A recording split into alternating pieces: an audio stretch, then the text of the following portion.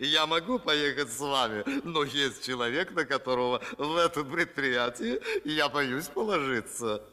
Кто он? Назовите этого негодяя, сэр. Вы, Трелоди, вы не умеете держать язык за зубами.